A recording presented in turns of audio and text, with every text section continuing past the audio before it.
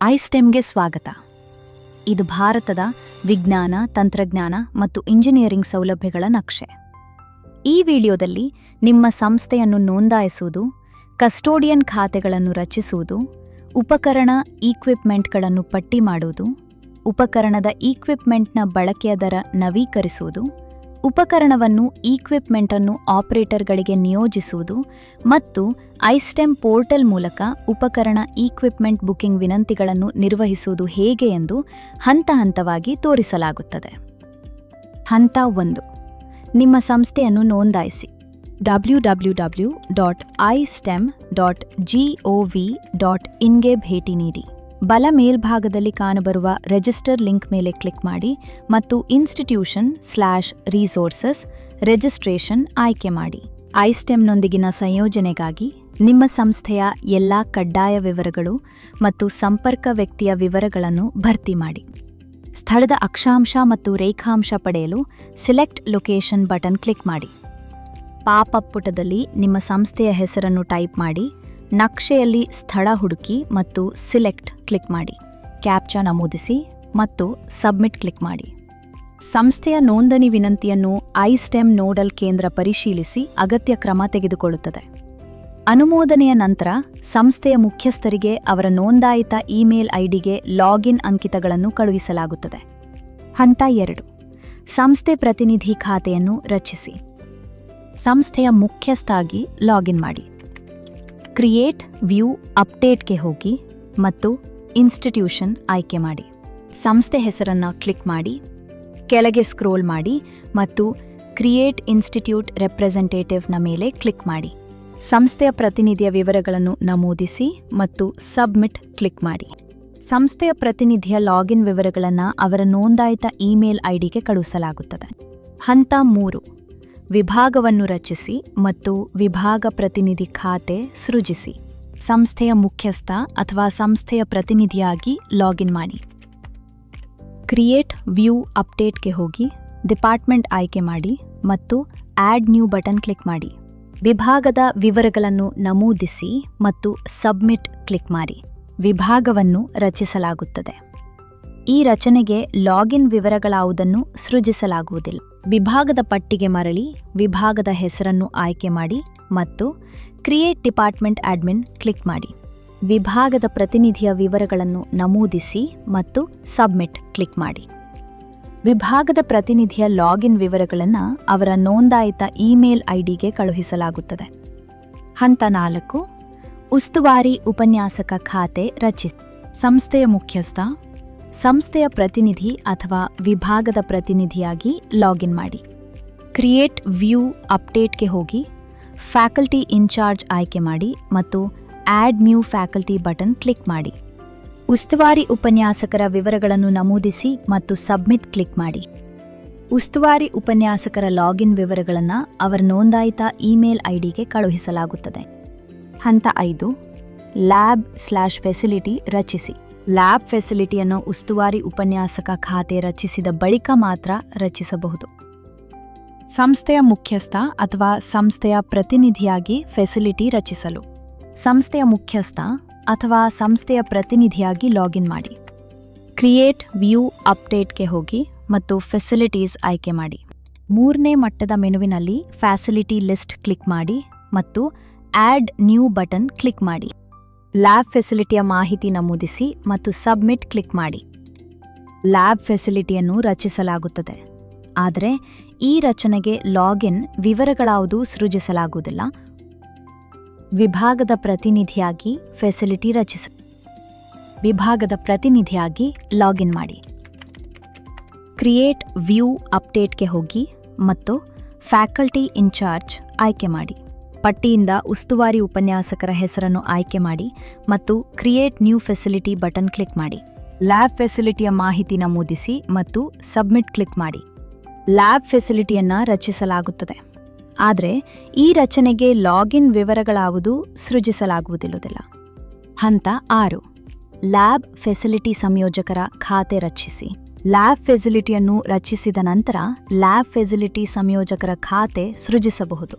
ಸಂಸ್ಥೆಯ ಮುಖ್ಯಸ್ಥ, ಸಂಸ್ಥೆಯ ಪ್ರತಿನಿಧಿ, ವಿಭಾಗದ ಪ್ರತಿನಿಧಿ ಅಥವಾ ಉಸ್ತುವಾರಿ ಉಪನ್ಯಾಸಕ ಆಗಿ ಲಾಗಿನ್ ಮಾಡಿ.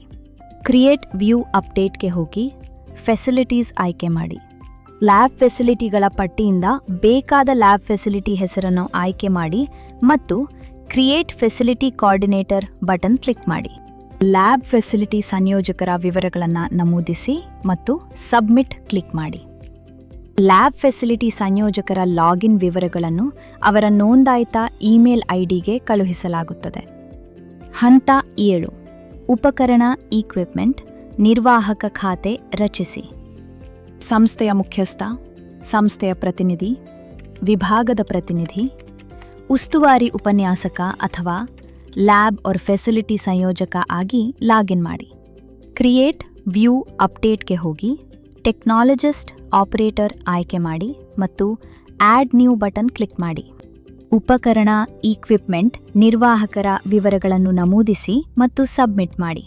ಉಪಕರಣ ಇಕ್ವಿಪ್ಮೆಂಟ್ ನಿರ್ವಾಹಕರ ಲಾಗಿನ್ ವಿವರಗಳನ್ನು ಅವರ ನೋಂದಾಯಿತ ಇಮೇಲ್ ಐಡಿಗೆ ಕಳುಹಿಸಲಾಗುತ್ತದೆ. ಹಂತ 8. ಉಪಕರಣ ಇಕ್ವಿಪ್ಮೆಂಟ್ಗಳನ್ನು ಪಟ್ಟಿ ಮಾಡಲು. ಉಪಕರಣ ಇಕ್ವಿಪ್ಮೆಂಟ್ ನಿರ್ವಾಹಕರನ್ನು ಹೊರತುಪಡಿಸಿ ಸಂಸ್ಥೆಯ ಎಲ್ಲಾ ಕಸ್ಟೋಡಿಯನ್ಸ್ರು ಉಪಕರಣ ಇಕ್ವಿಪ್ಮೆಂಟ್ಗಳನ್ನು ಪಟ್ಟಿ ಮಾಡಬಹುದು. ಪಟ್ಟಿ ಮಾಡಲು ಪ್ರತ್ಯೇಕವಾಗಿ ಸೇರಿಸುವುದು ಅಥವಾ ಗುಂಪು ಸಮಗ್ರ ಅಳವಡಿಕೆ ಎಂಬ ವಿವಿಧ ವಿಧಾನಗಳು ಇವೆ. ಆಯ್ಕೆ 1. ಪ್ರತಿ ಉಪಕರಣ ರಂದ ಇಕ್ವಿಪ್ಮೆಂಟ್ವನ್ನು ಪ್ರತ್ಯೇಕವಾಗಿ ಸೇರಿಸು.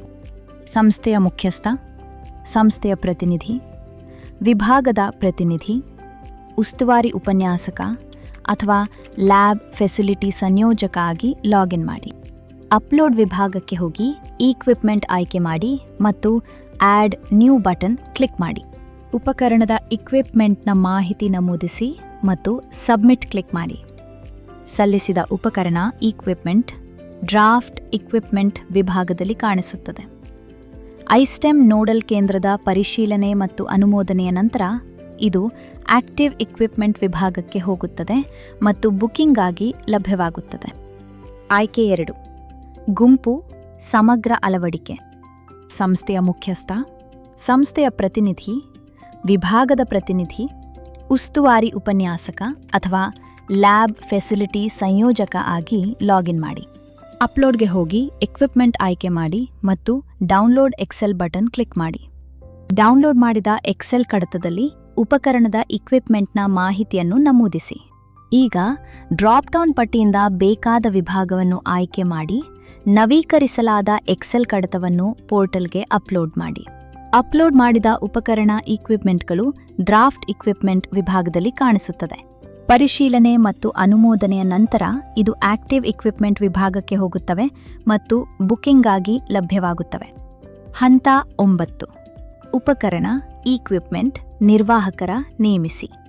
ಸಂಸ್ಥೆಯ ಮುಖ್ಯಸ್ಥ, ಸಂಸ್ಥೆಯ ಪ್ರತಿನಿಧಿ, ವಿಭಾಗದ ಪ್ರತಿನಿಧಿ, ಉಸ್ತುವಾರಿ ಉಪನ್ಯಾಸಕ ಅಥವಾ ಲ್ಯಾಬ್ ಫೆಸಿಲಿಟಿ ಸಂಯೋಜಕ ಆಗಿ ಲಾಗಿನ್ ಮಾಡಿ.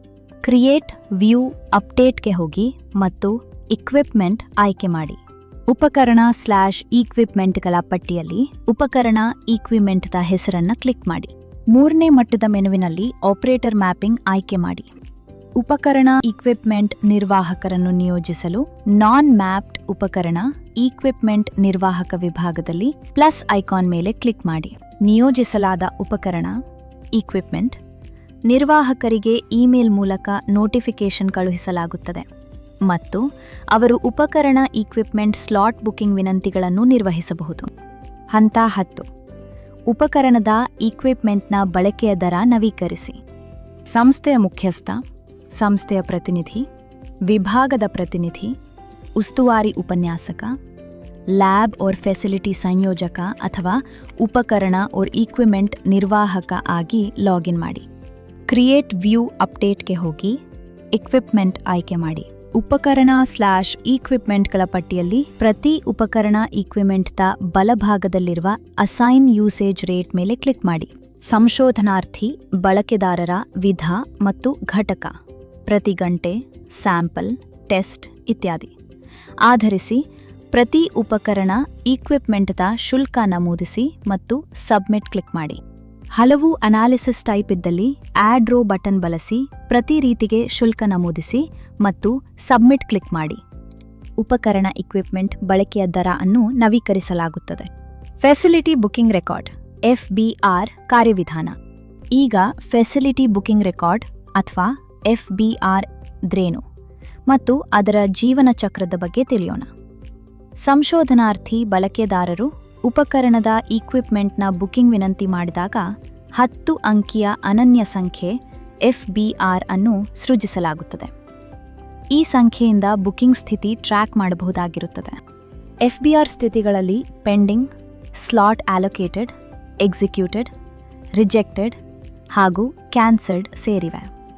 ಸಂಶೋಧನಾರ್ಥಿ ಬಳಕೆದಾರರು FBR ಸೃಷ್ಟಿಸಿದ ನಂತರ ಉಪಕರಣ ಇಕ್ವಿಪ್ಮೆಂಟ್ ನಿರ್ವಾಹಕರು ಯಾವುದೇ ಕ್ರಮ ಕೈಗೊಳ್ಳದಿದ್ದರೆ ಅಥವಾ ಬಳಕೆದಾರ ಮರು ನಿಗದಿ ಮಾಡಿದರೆ FBR ಸ್ಥಿತಿ ಪ್ಯಾಂಡಿಂಗ್ ಆಗಿರುತ್ತದೆ. ಉಪಕರಣ ಇಕ್ವಿಪ್ಮೆಂಟ್ ನಿರ್ವಾಹಕರು ಸ್ಲಾಟ್ ನಿಗದಿಪಡಿಸಿದಾಗ FBR ಸ್ಥಿತಿ ಸ್ಲಾಟ್ ಅಲೋಕೇಟೆಡ್ ಆಗುತ್ತದೆ. ಸಂಶೋಧನಾರ್ಥಿ ಬಳಕೆದಾರರು ಅಥವಾ ಉಪಕರಣ ಇಕ್ವಿಪ್ಮೆಂಟ್ ನಿರ್ವಾಹಕರು ಕಾರ್ಯಪೂರ್ಣಗೊಳಿಸುವಿಕೆಯನ್ನು ನೋಂದಾಯಿಸಿದಾಗ FBR ಸ್ಥಿತಿ ಎಕ್ಸಿಕ್ಯೂಟೆಡ್ ಆಗುತ್ತದೆ. ಉಪಕರಣ ಇಕ್ವಿಪ್ಮೆಂಟ್ ನಿರ್ವಾಹಕರು ಸ್ಲಾಟ್ ನಿರಾಕರಿಸಿದಾಗ FBR ಸ್ಥಿತಿ ರಿಜೆಕ್ಟೆಡ್ ಆಗುತ್ತದೆ. ಉಪಕರಣ ಇಕ್ವಿಪ್ಮೆಂಟ್ ನಿರ್ವಾಹಕರು ರಿಜೆಕ್ಟ್ ಮಾಡಿದ FBR ಅನ್ನು ಮರು ನಿಗದಿಗೊಳಿಸುವುದರ ಮೂಲಕ ಪುನಃ ಸಕ್ರಿಯಗೊಳಿಸಬಹುದು. ಕ್ಯಾನ್ಸಲ್ಡ್ FBR ಮೇಲೆ ಯಾವುದೇ ಕ್ರಮ ತೆಗೆದುಕೊಳ್ಳಲು ಸಾಧ್ಯವಿಲ್ಲ. FBR ಸೃಷ್ಟಿಯಾಗುತ್ತಾ ಇದ್ದಾಗ ಅಥವಾ ಅದರ ಸ್ಥಿತಿ ಬದಲಾಗುತ್ತಾ ಇದ್ದಾಗ ವ್ಯವಸ್ಥೆ ಸ್ವಯಂಚಾಲಿತವಾಗಿ ಉಪಕರಣ ಇಕ್ವಿಪ್ಮೆಂಟ್ ನಿರ್ವಾಹಕರು ಹಾಗೂ ಸಂಶೋಧನಾರ್ಥಿ ಬಳಕೆದಾರರು ಸೇರಿದಂತೆ ಸಂಬಂಧಿತ ಸಂಸ್ಥೆ ಕಸ್ಟೋಡಿಯನ್ರಿಗೆ ಇಮೇಲ್ ಸಂದೇಶ ಕಳುಹಿಸುತ್ತದೆ. ಇದು ಎಲ್ಲರೂ ಬುಕಿಂಗ್ ಪ್ರಗತಿಯ ಬಗ್ಗೆ ಮಾಹಿತಿಯಾಗಿರಲು ಸಹಾಯ ಮಾಡುತ್ತದೆ. ಪೆಂಡಿಂಗ್ FBR ಸ್ಥಿತಿಯಲ್ಲಿ ಉಪಕರಣ ಇಕ್ವಿಪ್ಮೆಂಟ್ ನಿರ್ವಾಹಕರು ಕೈಗೊಳ್ಳಬಹುದಾದ ಕ್ರಮ.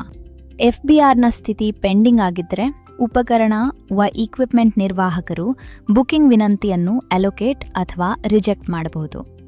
ಬುಕಿಂಗ್ಗಳನ್ನು ಅಲೋಕೇಟ್ ಮಾಡೋದಕ್ಕೆ ಉಪಕರಣ ಇಕ್ವಿಪ್ಮೆಂಟ್ ನಿರ್ವಾಹಕರಾಗಿ ಲಾಗಿನ್ ಮಾಡಿ, ರಿಪೋರ್ಟ್ಸ್ಗೆ ಹೋಗಿ ಮತ್ತು ಡ್ಯಾಶ್ಬೋರ್ಡ್ ಆಯ್ಕೆ ಮಾಡಿ. ಪೆಂಡಿಂಗ್ ರಿಕ್ವೆಸ್ಟ್ ಅಡಿಯಲ್ಲಿ ಮೋರ್ ಇನ್ಫೋ ಮೇಲೆ ಕ್ಲಿಕ್ ಮಾಡಿ. ಬಾಕಿ ಉಳಿದಿರುವ FBRಗಳ ಪಟ್ಟಿಯಲ್ಲಿ ನಿಮ್ಮ FBR ಹುಡುಕಿ ಮತ್ತು ಆಕ್ಷನ್ ಕ್ಲಿಕ್ ಮಾಡಿ. ನೀವು 10 ಅಂಕಿಯ FBR ಸಂಖ್ಯೆಯನ್ನು ಹುಡುಕುವ ಪಟ್ಟಿಯಲ್ಲಿ ನಮೂದಿಸಿ ಹುಡುಕಬಹುದು. ನೀವು ಆಯ್ಕೆ ಮಾಡಿದ FBRನ ವಿವರ ಪುಟ ತೆರೆಯುತ್ತದೆ. ಅಲೋಕೇಟ್ ಬಟನ್ ಕ್ಲಿಕ್ ಮಾಡಿ. ಅಲೋಕೇಟ್ ಇಕ್ವಿಪ್ಮೆಂಟ್ ಪಾಪಪ್ ಪುಟದಲ್ಲಿ ಉಪಕರಣ ಇಕ್ವಿಪ್ಮೆಂಟ್ ನಿರ್ವಾಹಕರು, ಸಂಶೋಧನಾರ್ಥಿ ಬಳಕೆದಾರರ ವಿಧ, ಕೇಳಿದ ಸ್ಲಾಟ್ ದಿನಾಂಕ ಮತ್ತು ಸಮಯ, ಇತರ ಶುಲ್ಕಗಳು, ರಿಯಾಯಿತಿ ಇತ್ಯಾದಿಗಳನ್ನು ನವೀಕರಿಸಬಹುದು. ಅಲೋಕೇಟ್ ಬಟನ್ ಕ್ಲಿಕ್ ಮಾಡಿ. ಸ್ಲಾಟ್ ನಿಗದಿಯಾದ ನಂತರ ಉಪಕರಣ ಇಕ್ವಿಪ್ಮೆಂಟ್ ನಿರ್ವಾಹಕ ಮತ್ತು ಸಂಶೋಧನಾರ್ಥಿ ಬಳಕೆದಾರರು ಪಾವತಿ ಮತ್ತು ಬಿಲ್ ಬಗ್ಗೆ ಪರಸ್ಪರ ಸಂಯೋಜನಾತ್ಮಕವಾಗಿ ಚರ್ಚಿಸಿ ಅಗತ್ಯ ಕ್ರಮಗಳನ್ನು ಕೈಗೊಳ್ಳಬೇಕು. ಬುಕಿಂಗ್ಗಳನ್ನು ರಿಜೆಕ್ಟ್ ಮಾಡಲು ಉಪಕರಣ ಇಕ್ವಿಪ್ಮೆಂಟ್ ನಿರ್ವಾಹಕರು ರಿಜೆಕ್ಟ್ ಬಟನ್ ಕ್ಲಿಕ್ ಮಾಡಬಹುದು. ಪಾಪ್ ಅಪ್ ಸ್ಕ್ರೀನ್ನಲ್ಲಿ ನಿರಾಕರಣೆಯ ಕಾರಣವನ್ನು ಡ್ರಾಪ್ ಡೌನ್ ಪಟ್ಟಿನಿಂದ ಆಯ್ಕೆ ಮಾಡಿ ಮತ್ತು ರಿಜೆಕ್ಟ್ ಬಟನ್ ಮೇಲೆ ಕ್ಲಿಕ್ ಮಾಡಿ. FBRನ ಸ್ಥಿತಿ ರಿಜೆಕ್ಟೆಡ್ ಆಗಿ ಬದಲಾಗುತ್ತದೆ. ಸ್ಲಾಟ್ ಅಲೋಕೇಟೆಡ್ ಸ್ಥಿತಿಯಲ್ಲಿ ಉಪಕರಣ ಇಕ್ವಿಪ್ಮೆಂಟ್ ನಿರ್ವಾಹಕರು ಕೈಗೊಳ್ಳಬಹುದಾದ ಕ್ರಮ.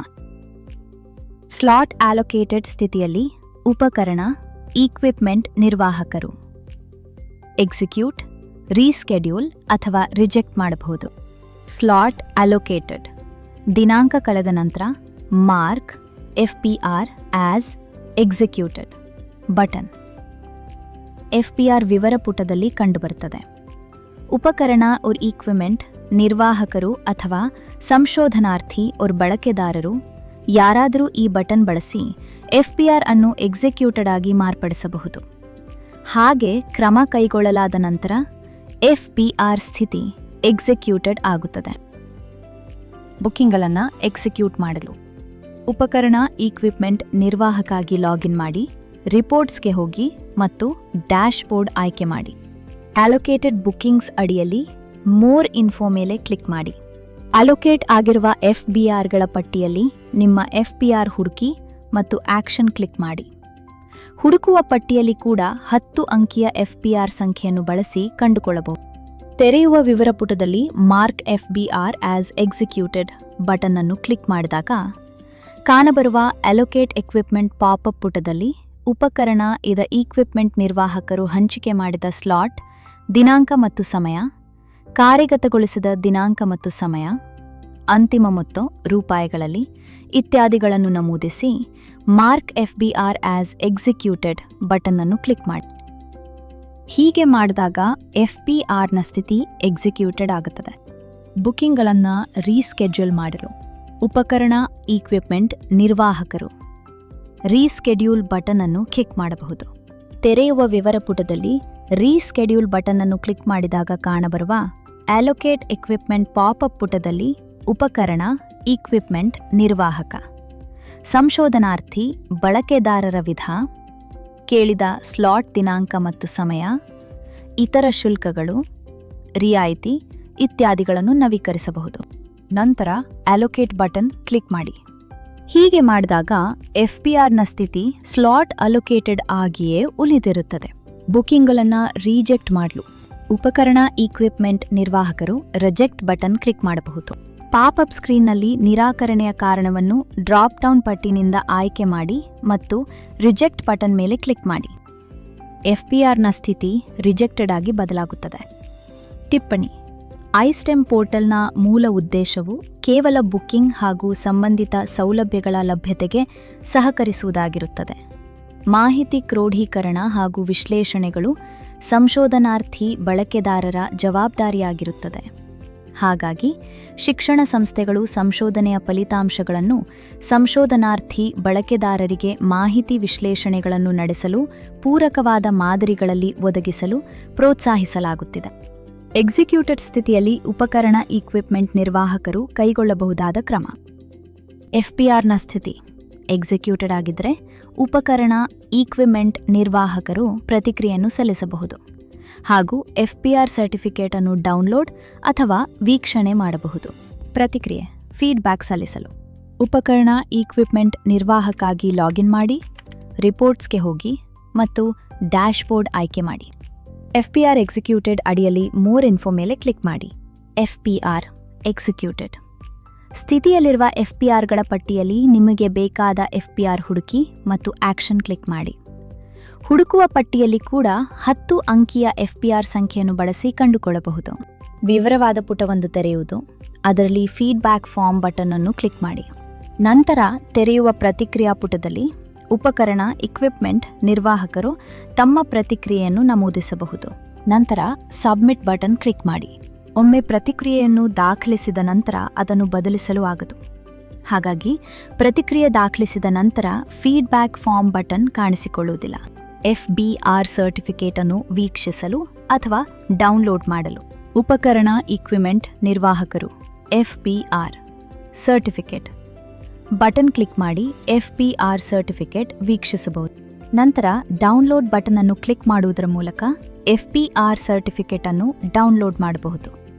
ರಿಜೆಕ್ಟೆಡ್ ಸ್ಥಿತಿಯಲ್ಲಿ ಉಪಕರಣ ಈಕ್ವಿಪ್ಮೆಂಟ್ ನಿರ್ವಾಹಕರು ಕೈಗೊಳ್ಳಬಹುದಾದ ಕ್ರಮ: FBRನ ಸ್ಥಿತಿಯು ರಿಜೆಕ್ಟೆಡ್ ಆಗಿದ್ದರೆ ಉಪಕರಣ/ಈಕ್ವಿಪ್ಮೆಂಟ್ ನಿರ್ವಾಹಕರು ಬುಕಿಂಗ್ ಕೋರಿಕೆಯನ್ನು ಮರುನಿಗದಿಗೊಳಿಸುವುದರ ಮೂಲಕ ಆ FBR ಅನ್ನು ಮರು ಸಕ್ರಿಯಗೊಳಿಸಬಹುದು. ಬುಕಿಂಗ್ ಕೋರಿಕೆಗಳನ್ನು ಮರು ಸಕ್ರಿಯಗೊಳಿಸಲು ಉಪಕರಣ ಈಕ್ವಿಪ್ಮೆಂಟ್ ನಿರ್ವಾಹಕಾಗಿ ಲಾಗಿನ್ ಮಾಡಿ, ರಿಪೋರ್ಟ್ಸ್ಗೆ ಹೋಗಿ ಮತ್ತು ಡ್ಯಾಶ್ಬೋರ್ಡ್ ಆಯ್ಕೆ ಮಾಡಿ.